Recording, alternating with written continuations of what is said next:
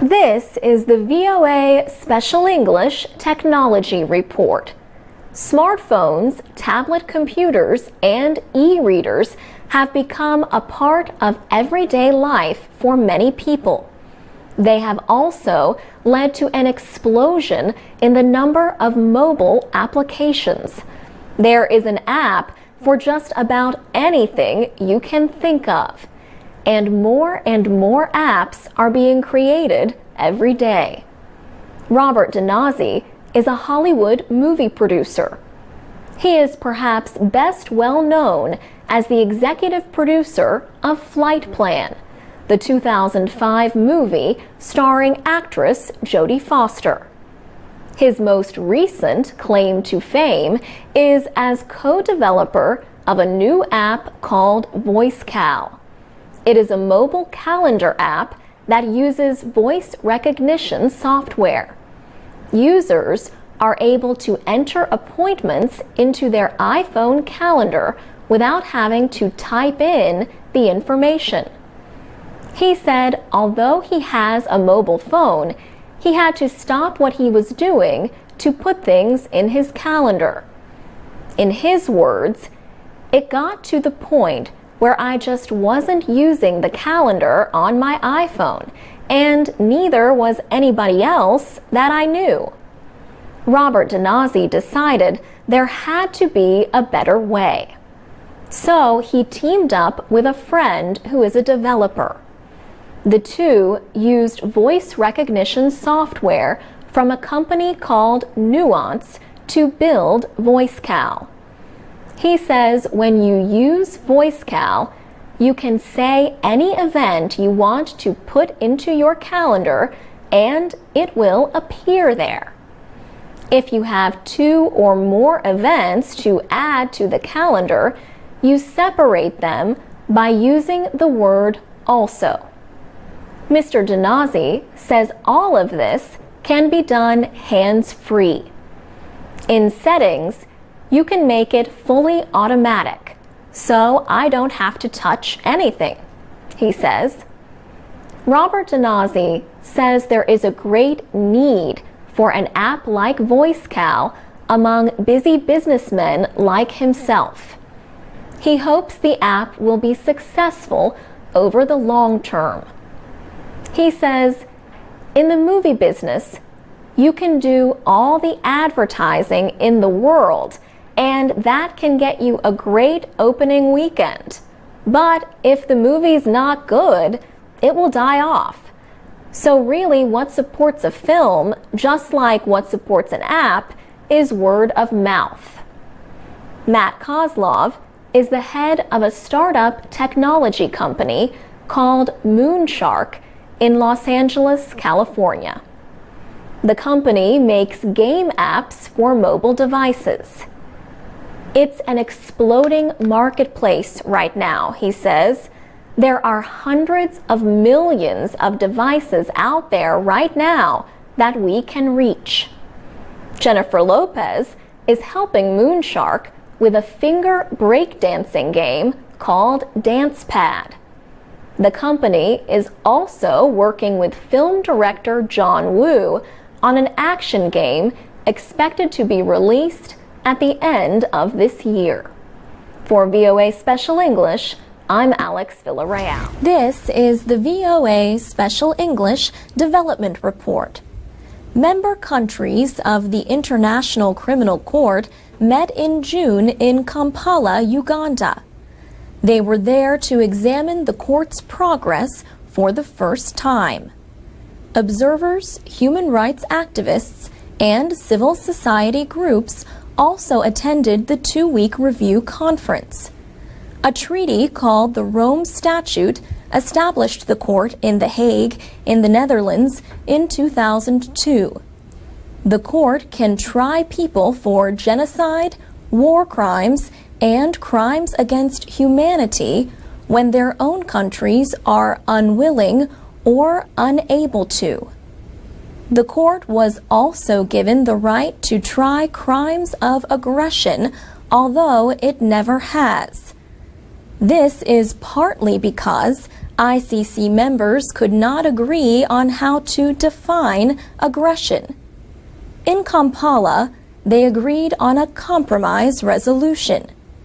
It defines the crime in terms of acts by a political or military leader against another state in violation of the United Nations Charter.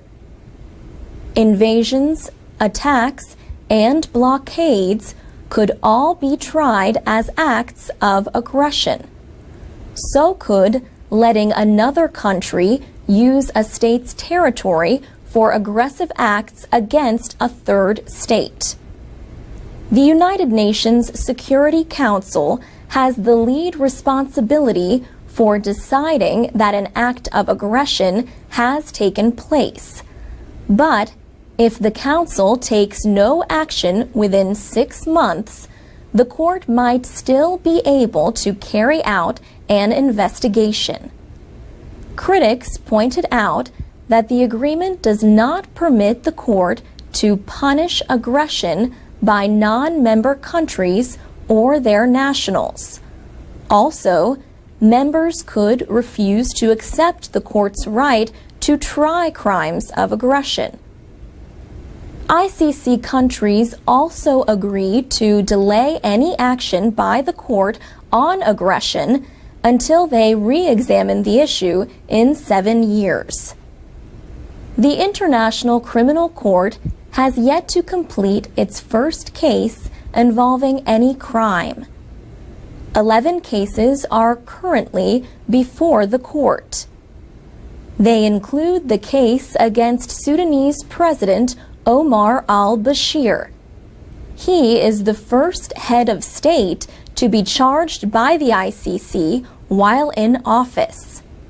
2 years ago, the court found him guilty of war crimes in Darfur.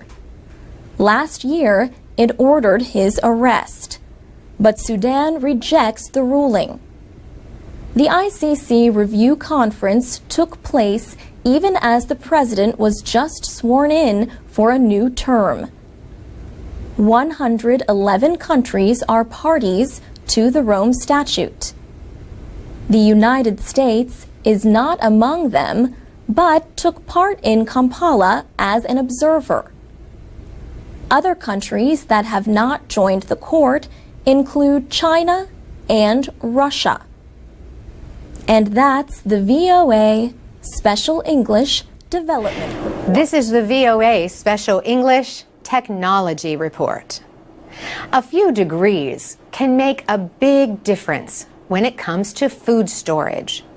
Foods can go bad if they get too warm. But for many of the world's poor, finding a good way to keep food cool is difficult. Refrigerators are costly and they need electricity. Yet spoiled food not only creates health risks, but also economic losses. Farmers lose money when they have to throw away products that they cannot sell quickly. But in 1995, a teacher in northern Nigeria named Mohammed Ba-Abba found a solution.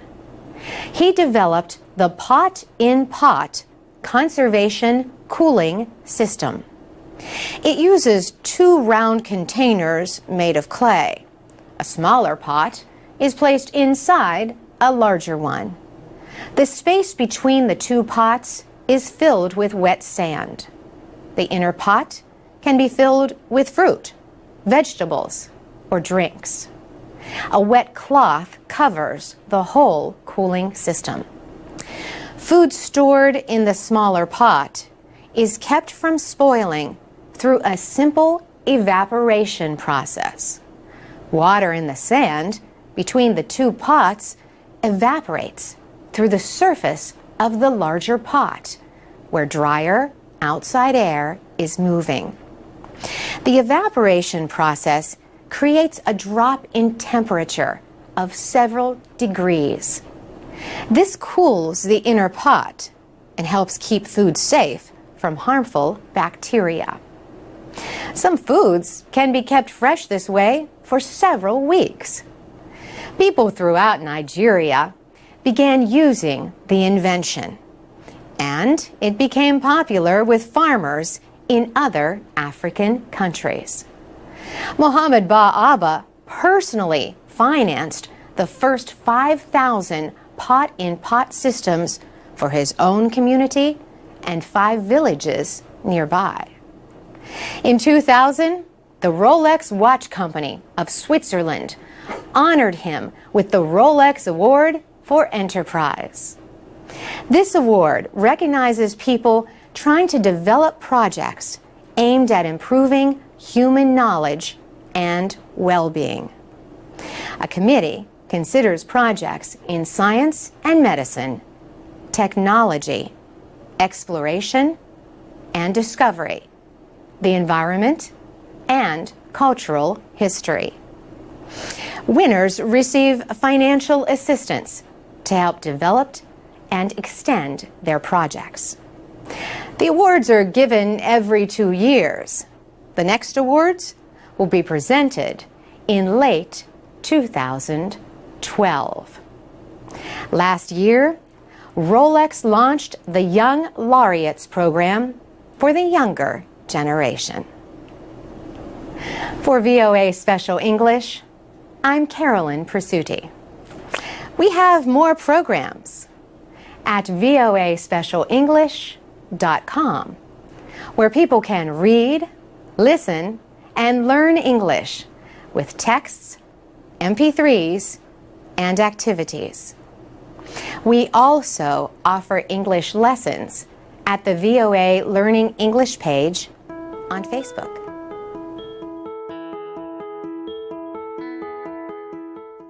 From VOA Learning English, this is the Technology Report. High-tech companies are developing the next generation of products that will help us drive cars, do our shopping, and even care for our children. The technology company Intel recently held a demonstration of some of its new devices in San Francisco. One device measured how alert a driver was. Sensors connected to the driver's head measured brain activity. Cameras placed on the car's dashboard measured eye movement. Justin Ratner works at Intel Labs. He says the devices measure how much of the brain is occupied while the person is driving. Devices like these, he says, will make driving safer. Another experimental Intel technology links cars electronically to help prevent crashes. When the driver of the car in front signals a turn or slows down, an alert message is sent to the car in back. There was also a demonstration of a virtual computer. The computer was projected onto the table from a controller hidden in a flower pot. Sensors read the movements of the user's hands, so there was no need for a mouse or other handheld device. This technology could be used in everyday situations. At a market, sensors and computer chips placed in products could help shoppers find the items they want to buy. For example, the technology could help them avoid foods that could cause an allergic reaction. Cameras and sensors are already available to help parents watch their children. In the future, other equipment will monitor a baby's health and mood. And security systems are being improved and simplified with face recognition software instead of complicated passwords. For VOA Learning English, I'm Alex Villarreal.